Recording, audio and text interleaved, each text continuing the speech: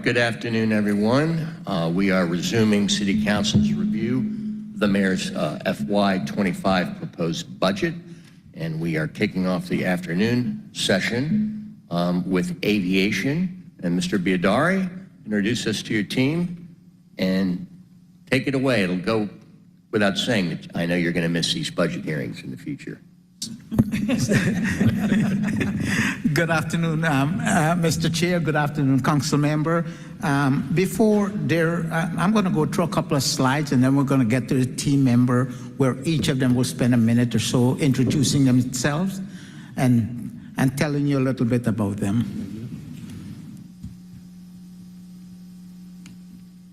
So as we continue on this aviation path to get to altitude, which we will never get to altitude because there's always changing condition, we have to focus. We look backwards, we look at our baseline data and our metrics backward, but we always have to focus into the future. And as we do focus into the future, we focus based on strategy. And so based on our strategy, we do have a strategic plan with a vision and mission, which is very simple. Our vision is to be the global leader in efficiency and exceptional customer service. And the mission is very simple. The Department of Aviation can run this organization by itself. So it's a one-team effort with all our partners, starting with the federal agency who regulates us, all the way to the stakeholder who are providing support to our 100 million passenger. And our strategic plan simply is based on 3 strategic pillars. First and foremost, we talk about our most important asset, and that is people. Our employees are our most important asset, and we put a lot of emphasis on employees, followed by our stakeholder. And we have been spending a lot of time in the communities, helping communities and sharing information with them to help them move forward in economic prosperity as the airport continue to enjoy economic prosperity. And then, of course, our purpose is to maintain our operating certificate, and we have a whole slew of tasks and regulatory requirement to do that. And you always have to know if you're winning the game, right? And so we have a number of metrics to measure our performance, to know and benchmarking ourselves with the best in the industry to make sure that we are among the top-tier airport in on the globe in terms of our mission. Atlanta sits on a very small footprint, 4,700 acres. When compared to when I was the general manager for Bush Intercontinental Airport, it was a 10,000 acre when you look at Denver and stuff. So our footprint is small for what we do, but this airport is built for efficiency. So now that we have a strategic plan, we know what we have in place. The question is, how do we manage that? And this is how we manage it, with a strong organization structure that we put in place over the last 2.5, 3 years. And this organization structure, I will pit it against any airport on the global platform with the team I have in place. So I will go ahead and ask my team members, starting on my left, to take a minute to introduce themselves and briefly overarching what you're responsible for. Frank Rucker. Good afternoon. Frank Rucker, Senior Deputy General Manager for Infrastructure at the airport, primarily responsible for execution of a $10 billion capital program. It's currently at 10. Some of the things we're looking at, some of the major projects will be the expansion of Concourse D, the reconstruction of what we call the South Deck 1, followed by the other 2 interdecks to be constructed later, as well as general overall improvements throughout the campus. So glad to be here. Good afternoon, Michael Smith. I'm Senior Deputy General Manager for Administration. I oversee our business diversity and government affairs, legislation, as you know, as well as sustainability and a couple of other areas. Thank you. Good afternoon, Brian Benefiel. I'm the Deputy General Manager and Chief Financial Officer for the airport. I oversee all the financial functions of the airport and currently helping out with the commercial division. Good afternoon. I'm Jan Lennon, Deputy General Manager of Operations, responsible for all of the public safety and security, operations, trains, emergency management, and making sure that the airport is operating efficiently with all of the dynamics that we have going on at the airport, the people that we are pushing through our checkpoints, and keeping those things in alignment. Good afternoon. In absence of the Deputy General Manager, Christopher Chris, I am sitting in for him today. My name is Sharon Brown. I am Assistant General Manager over the IT operation at the Department of Aviation.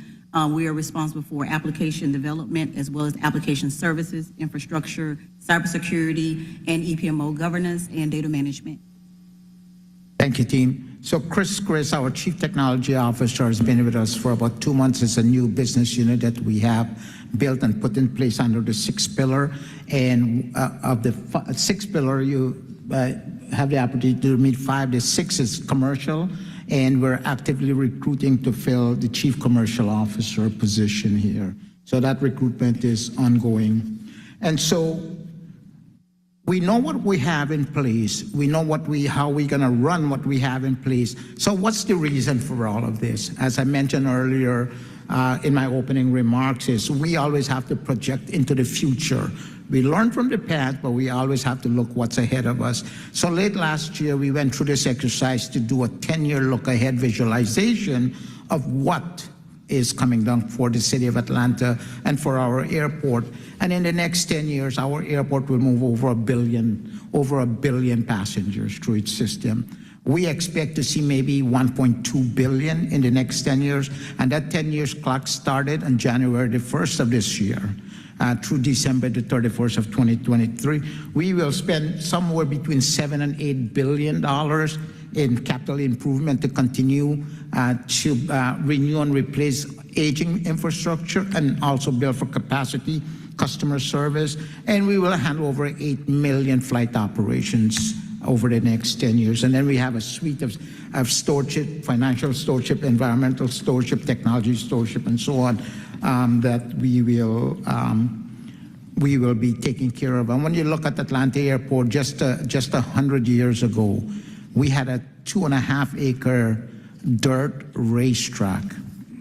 And in 1957, Atlanta was dubbed the busiest airport for 2 hours a day from 12 to 2. How we came with that, I have no idea, but Atlanta has maintained its competitive edge in the market because of the continuous investment in Atlanta and propelling Atlanta, looking at, with visionary leader, looking into the future, what's ahead of us. And that's why we are so good in what we do, and that's why the industry look at us as their benchmarking standard when they're looking internally at themselves. This year, we have again confirmed that we're the world's busiest airport with 104.7 million passengers. We continue to advance our ATL Next program, receiving a lot of awards for that. And then ACI World did recognize us as the best airport, over 40 million passengers in North America for customer service. What's coming down in 2025, our centennial celebration. We have a number of industry conferences coming out here. We have the Global World Summit Customer Service Conference coming in September of this year. We will have AAA, which is one of our industry standard, but 3,000 aviation leaders will be coming to Atlanta next year for that. And then, of course, the big thing on our plate is the preparation for 2026 FIFA. Our staffing at 897 FTE. This is only Department of Aviation staff. This does not include fire and police. As we continue to evaluate that, whether with our growing needs, if we need to make adjustment to that. This coming fiscal year 2025, there's not going to be any adjustment made to our current FTE position, but we do have a 19% vacancy rate. a quarter ago when I briefed transportation, we were 23%. So we're making some headways, but we're still losing employees to retirement or resignation, going on to other opportunity. So this is a focus area for all of us, including myself, my entire team, our HR commissioner and her team, as we look forward into filling these FTE positions. We're in a good position, though. These vacancies are spread across the enterprise, so no one single business unit is hurting or not able to meet their mandated requirement. And now I will hand it over to Brian Benefield, CFO, to walk us through the rest of the budget pure part of the presentation. All right, fun, the exciting stuff. So as I did last year, I'm going to start with just a little bit of an overview of how we've approached the budget process at the Department of Aviation. As B talked about, the financial health of the airport is really a critical aspect of our performance strategic pillar. In order to fulfill our mission every day, we must be diligent about that financial health each and every day. So as part of the financial management and stewardship at the airport, we take a big picture perspective and really focus on several key areas that you'll see in the presentation today.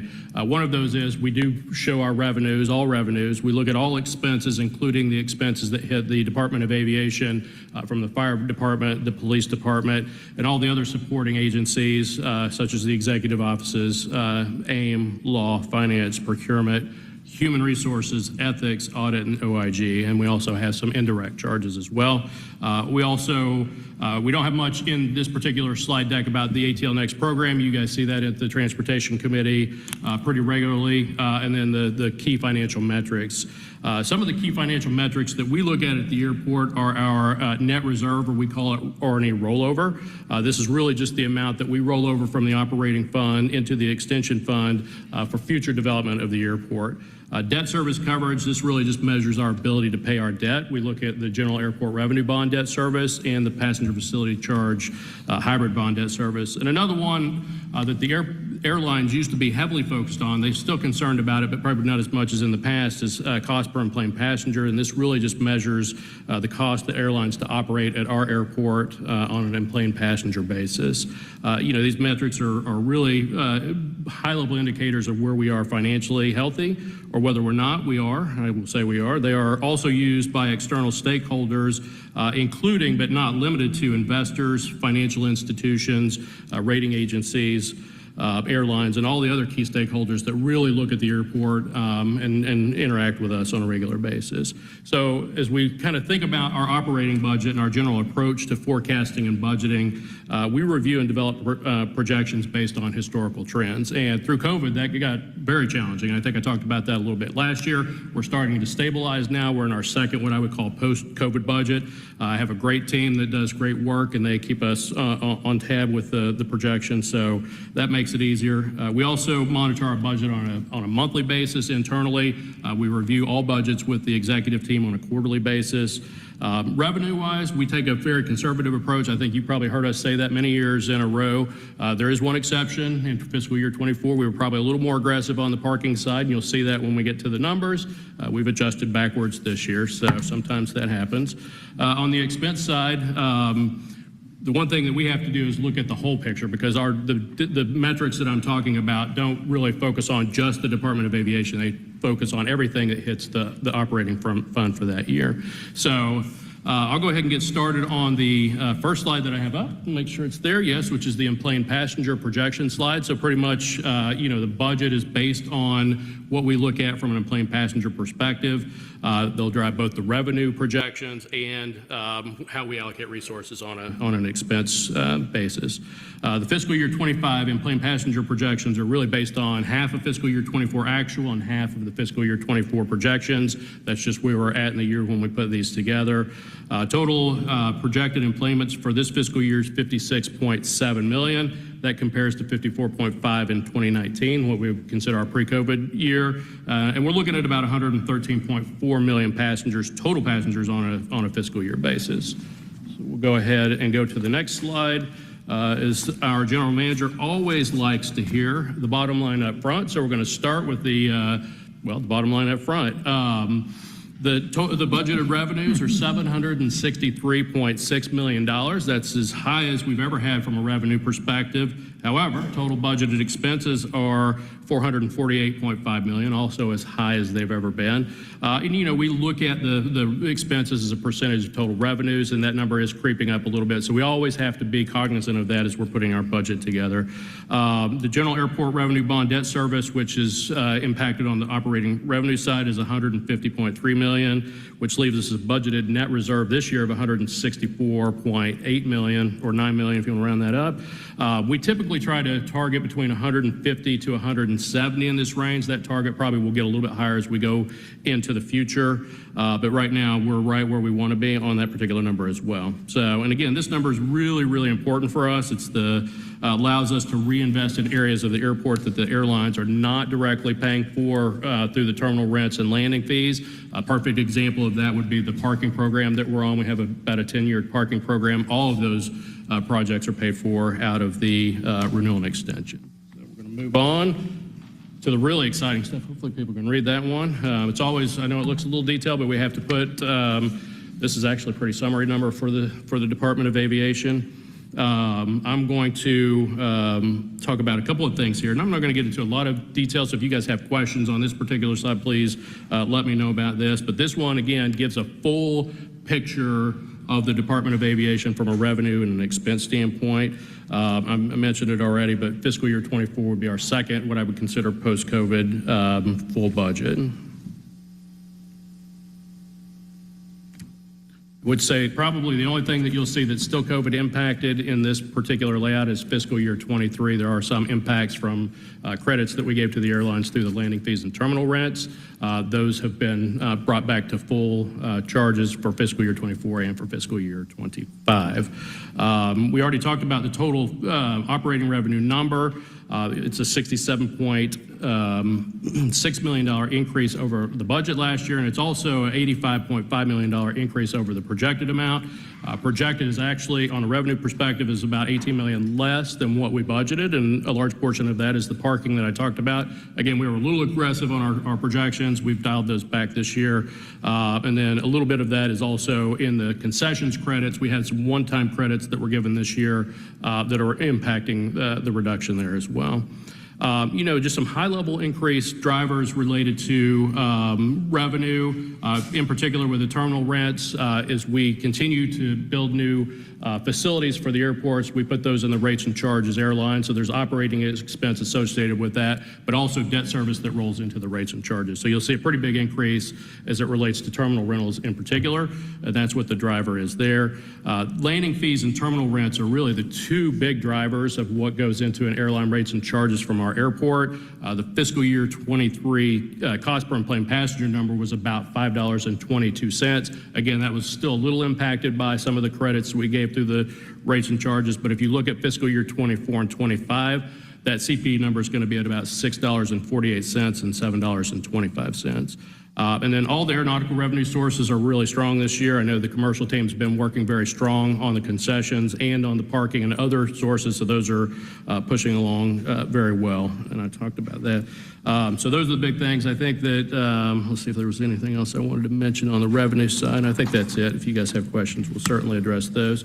On the expense side, there's still a lot of what I would say macro level impacts or pressures. Certainly we've continued to have a lot of changes within the Department of Aviation as related to pay equity, including, bringing everybody up to the $20 per hour, all of our contract employees up to the $15 per hour. I think we're still seeing some impacts of that.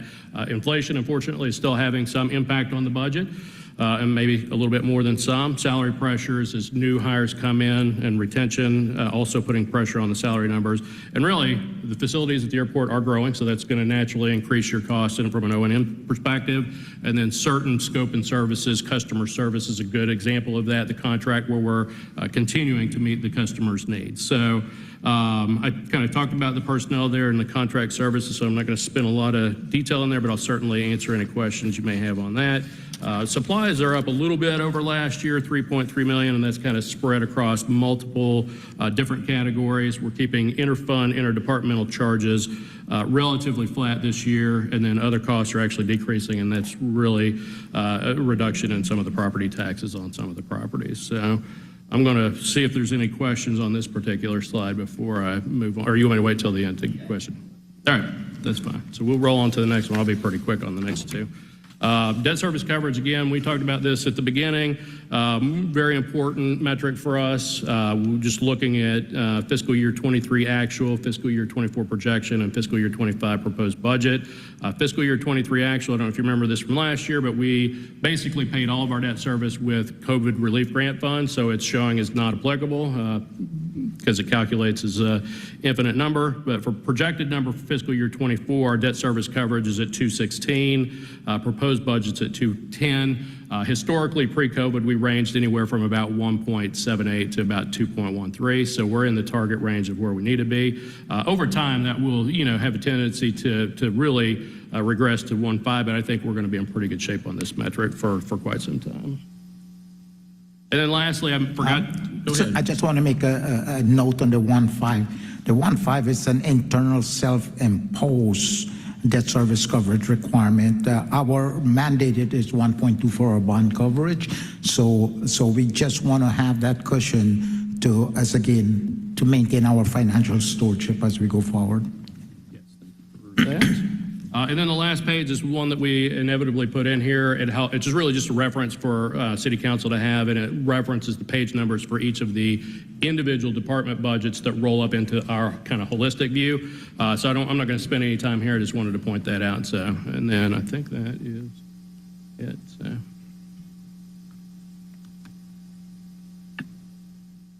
So that concludes the major part of our operating revenue and expenses.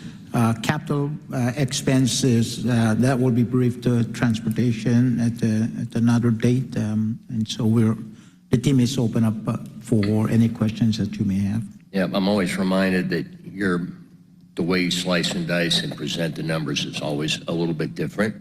I like it. Just personally, I think it makes it easier to comprehend.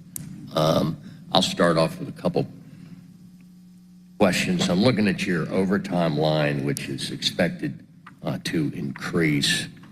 What do you expect to be the driver of that? So there are three areas on our overtime.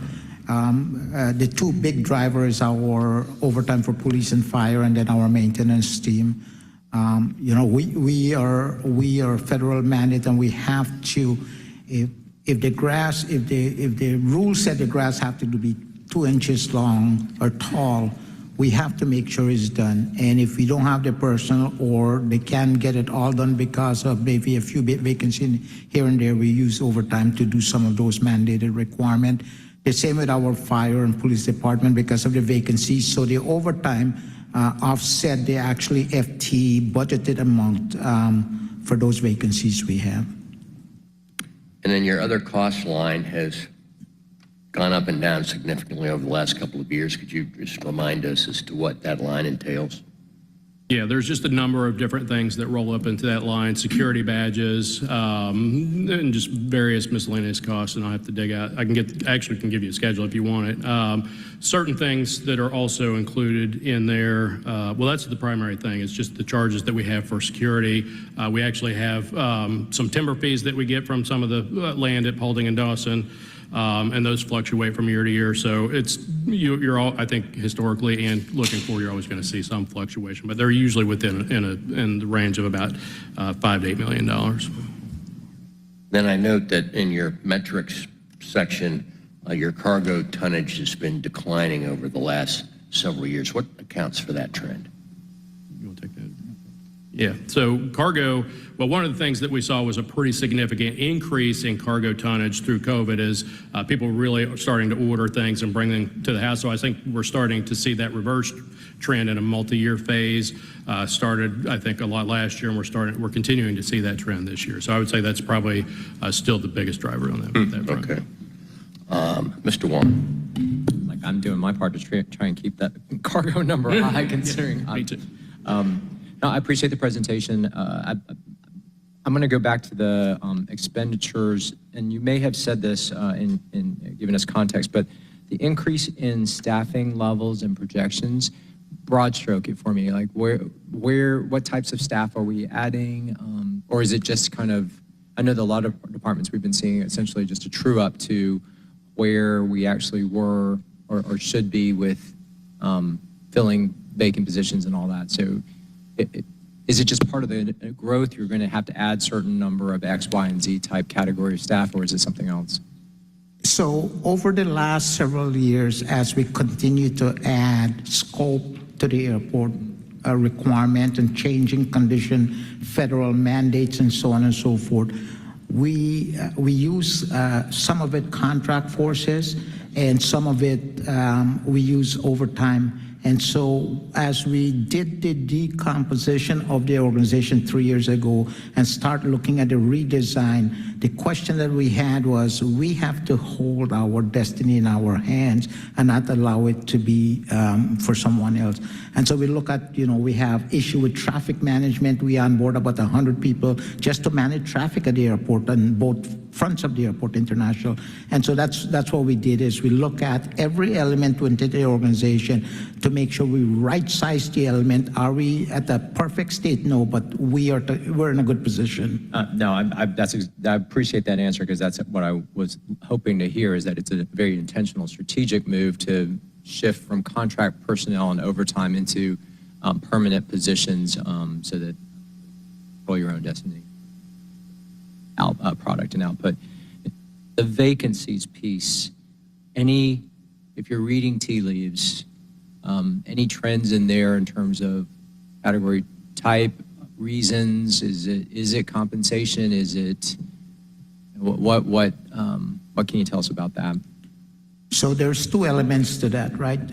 We know one of it was compensation.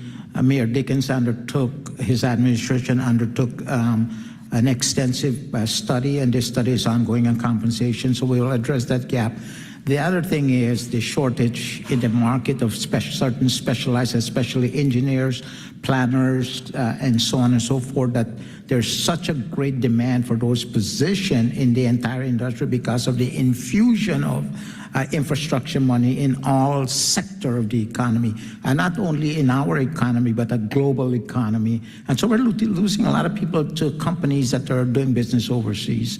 And it's something I don't see it. I don't see it going away. This is going to always be. And now we have, as you look at one segment of the workforce starting to drop off, and that's the old people at Brand Benefield, the baby boomers that are starting to drop off the workforce. And, as we add new employees in a new generation, there's a different mentality coming into the workforce. So it's going to always be, for leaders, it's going to always be an issue that we have to talk about, and we have to find solutions.